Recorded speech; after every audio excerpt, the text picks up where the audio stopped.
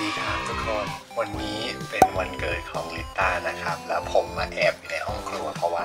ทำเซอร์ไพรส์ให้ลิต้านะวันนี้ก็เดี๋ยวจะมาดูกันนะว่าจะทำอะไรบ้างก็ไปแอบซื้ออุปกรณ์ตกแต่งมานะครับ เปิดกล่องออกมาก็จะมีลูกโป่งต่างๆที่จะต้องมาเป่าลมเองแบบเนี้ยคือผมไม่เคยทำนะว่ามันจะออกมาหน้าตาเป็นยังไงก็เดี๋ยวมาลองดูกันนะครับนี่ก็เป็นอักษรชื่อของลิต้าทั้งหมดนะครับ LITTA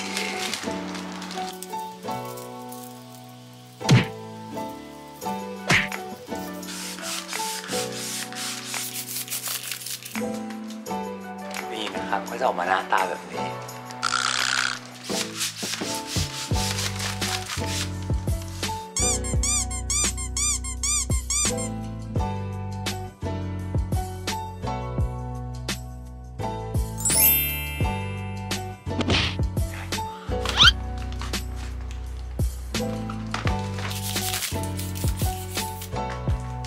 เป็นโปรเจกต์ที่ใช้เวลานานมากนะครับกว่าจะทำได้ยังไม่เสร็จนี่ก็ป้าย Happy Birthday นะครับ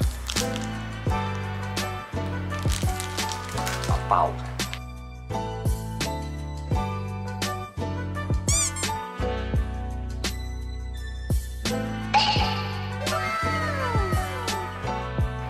กาวแปะข้างหลังตัวอักษรนะครับมันจะได้ติดกับผนังนะนี่นะครับก็แค่ลอกกาวออกมาแล้วก็แปะลงไปแบบนี้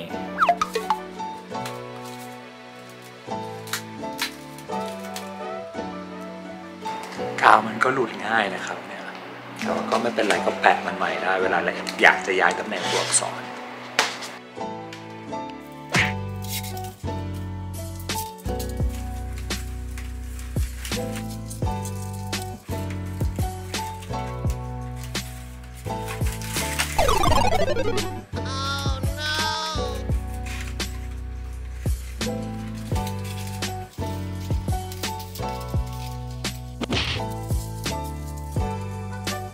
เอาเชือกออกแล้วแปะกาวดีกว่าครับไม่น่ารอด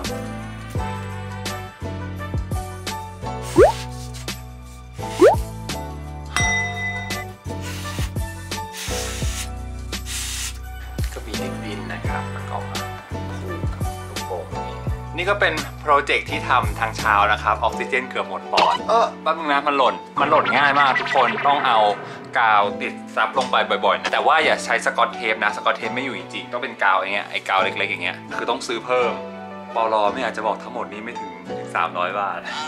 บอกได้นะผมไปซื้อจากช้อปปี้มาแล้วมาทำเองลีดา Happy Birthday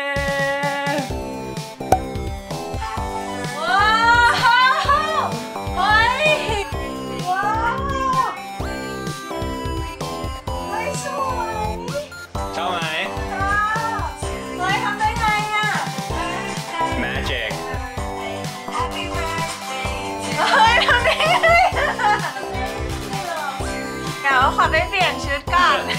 เดี๋ยวมาถ่ายรูป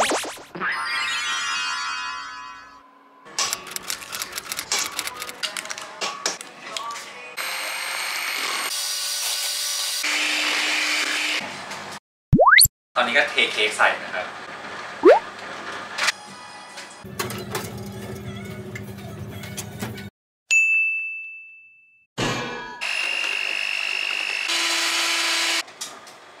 เฮ้ยมันแตก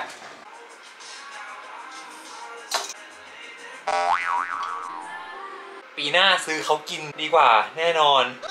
ปีนี้น่าจะกินไม่ได้ใน YouTube มาดูง่าย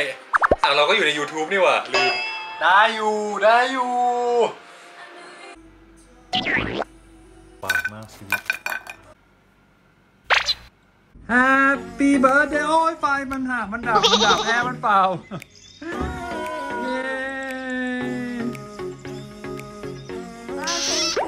Make a wish now Yes หมุนอีกด้านนะ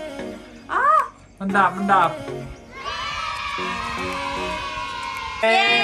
ได้เค้กมาแล้วนะคะเป็นโฮมเมดเค้กที่เป้งทำให้น่ากินมากค่ะ Red Velvet ด้วยเราจะมาชิมกันนะคะว่าอร่อยไหมและก็มีอีกอย่างหนึ่งด้วยส่วนตัวแล้วเป็นคนที่ชอบกินไอศครีมเค้กมากๆเลยค่ะแล้วเป้งก็ได้ซื้อ อันนี้มาให้เป็นสเวนเซนไอศครีมเค้กค่ะเป็นเมอร์เมดค่ะน่ากินมากนี่เราก็จะเก็บไว้กินนะคะกินวันนี้เลยค่ะและวันนี้เพื่อนๆลิต้าก็ส่งของมาให้นะครับผมก็เลยต้องเดินลงไปรับข้างล่างวันนี้เป็นเบลบอยนะถือกล้องไว้แล้วหลับตานะอย่าแอบดูนะอย่าแอบดู Happy birthday from Min What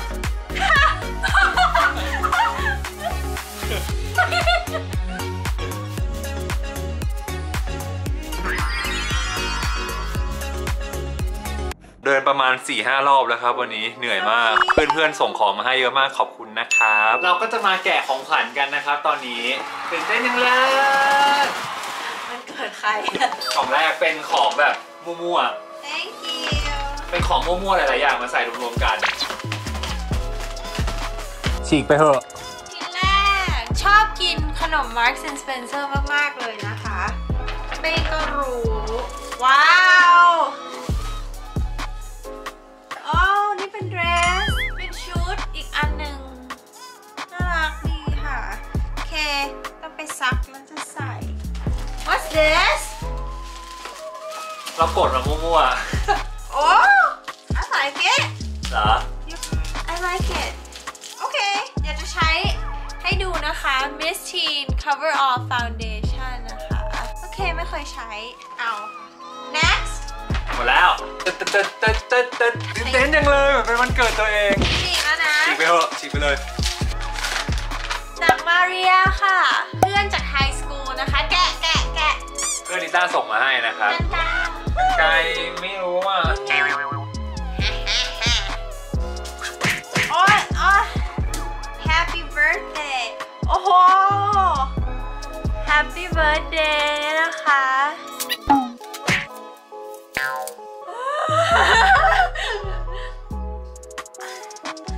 Wow, love it, Maria. I'm so excited. อ่านได้ปะได้ Wow, girl. You know how much I love Lily by Red. Lily by Red. Makeup, Korean makeup. นี่นะคะเป็นแบบนี้อันนี้นะคะแล้วก็นี่ค่ะลิปมาเรียบอกว่าดีมากนี่เดี๋ยวจะต้องมารีวิวนะคะทั้งหมดนี้ค่ะวันนี้รับบทเป็นตากล้องนะครับนั่นเป็นมาแล้วทั้งชีวิตครับยังอยู่กับมาเรียนะครับคำสามิดา Thank you so much อันนี้นะครับของจากผมเองเปิด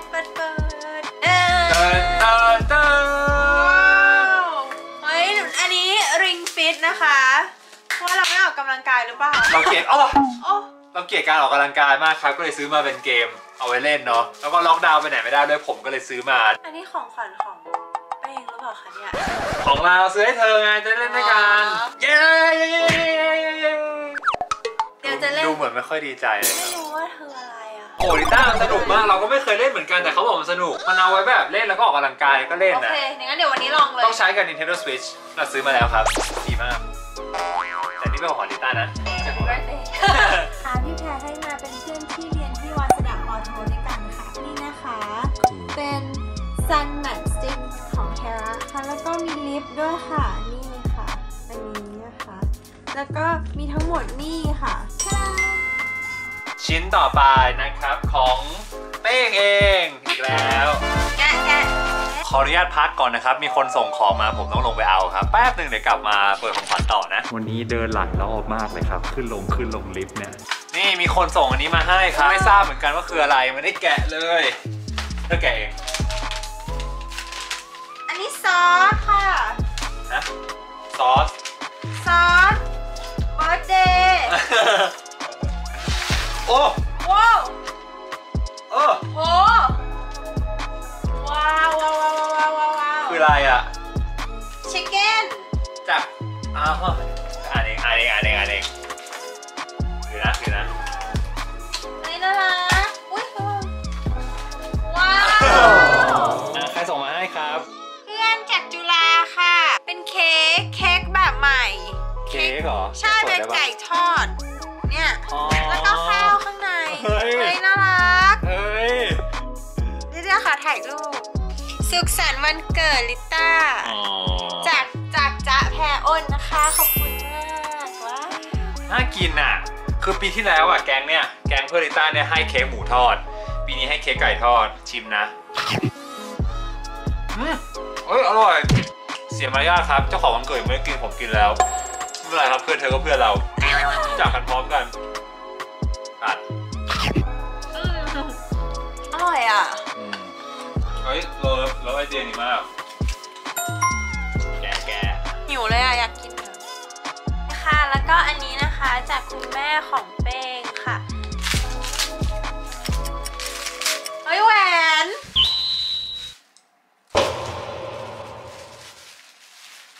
เราไม่แต่งงานกับเธอไม่ต้องห่วงไม่ต้องตกใจเฮ้ย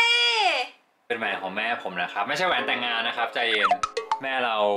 ยกให้แค่แหวนเฉยๆเป็นพลอย thank you ค่ะขอบคุณค่ะ